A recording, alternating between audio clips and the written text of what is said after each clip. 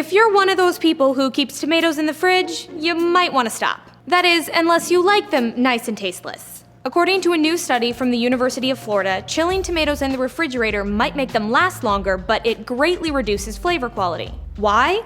It turns out storing tomatoes below 54 degrees stops their genes from making the substances that give tomatoes their trademark flavor. And once those genes are turned off, you can't get the flavor back. Well, at least not all of it. This can happen in your refrigerator at home or even in cold storage after tomatoes have been harvested. Scientists are currently looking into developing a method to breed tomatoes that don't lose their flavor in the fridge. But until then, experts recommend leaving them out on the counter or in a shady spot. On average, tomatoes have a shelf life of about a week at room temperature. For Newsy, I'm Stephanie Liebergen.